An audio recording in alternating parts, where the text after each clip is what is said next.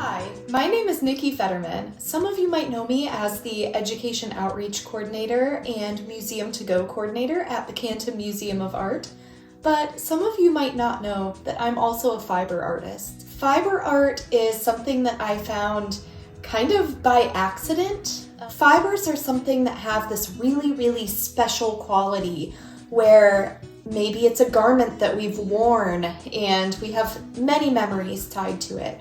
Maybe it's a piece of fabric that our grandma gave us. Today, I'm gonna teach you how to make your own flower out of the things that make you bloom using fabric scraps and yarn and all kinds of things. All that you will need is these fabric scraps and yarn, a pair of scissors, maybe some glue if you want, a needle and thread, and you'll need a piece of cardboard. So we're going to make our very own looms today. Using your index finger, make evenly spaced notches along the top and bottom of your cardboard. These should go about 1/2 inch to 1 inch down your cardboard. Depending on the size of your cardboard and the size of your fingers, you may get different results. I got 7 lines on the top and the bottom. You want to use your index finger so that they can be evenly spaced. You're finished drawing them on, go ahead and cut notches in your cardboard. Yarn will be slid through the notches to make your warp on your loom. Tie a thick knot in your yarn and prepare to make your warp. Your warp goes up and down the length of your loom. Slide your knot in the first notch on your loom and pull tight just to make sure it's secure. Once you're done, slide it into the notch at the bottom. And I'm going to loop it so I'll have a horizontal line on the back and I'll be able to come up with my warp and have 2 vertical lines. Repeat this step until you get to the end of your loom. Now you can see that I've finished my warp. And on the other side, I just went ahead and finished off my very last row with another knot. Now that we have our warp, we're going to get to weaving. This is where if you have something like a toothpick or a needle that you can use to weave in and out of this warp, it will come in very handy.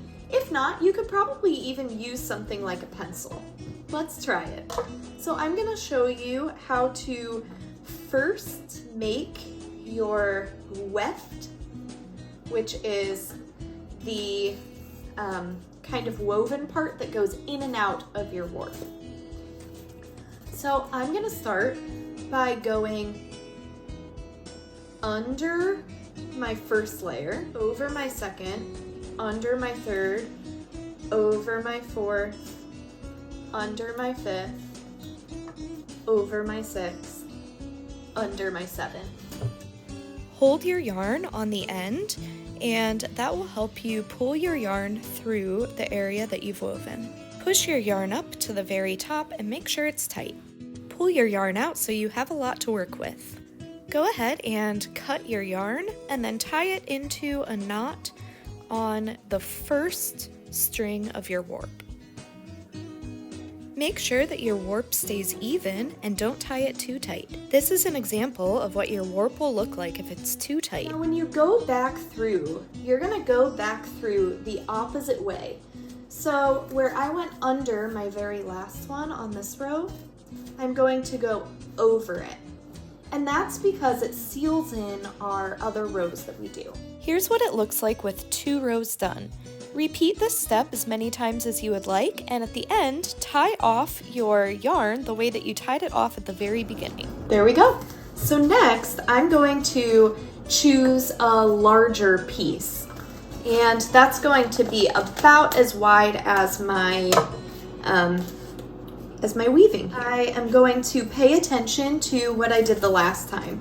So the last time I went over, so I'm going to go under. Now, I'm teaching you a really simple over-under weaving technique.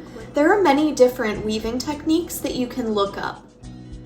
Thinking about your memories and kind of meditating on them while you're weaving them into a beautiful creation is something that can feel really special. This is always the hardest part, getting your work off of the loom. You're gonna start by just pulling, and what's really great about this is when you have a cardboard loom, it's really easy to just bend it.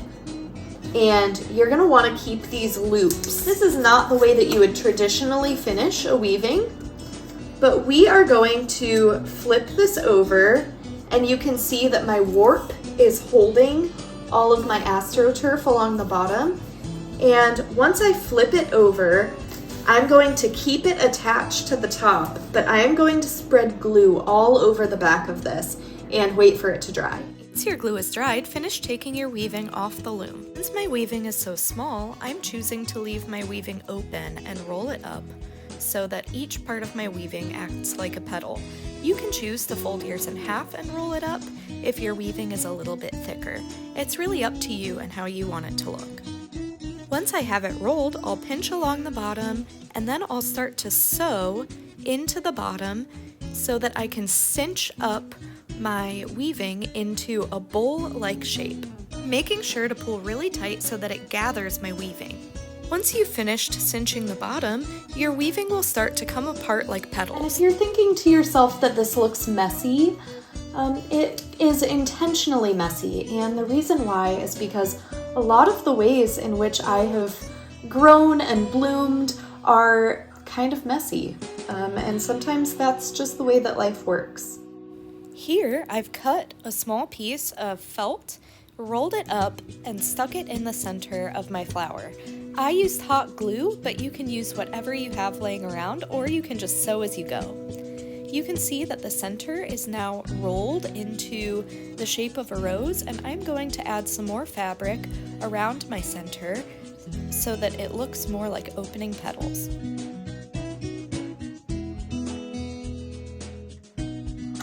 Okay, as you can see, my flower is done, and I'm really loving all of the layers of fabric and yarn and pieces of art that are weaved into this little guy here.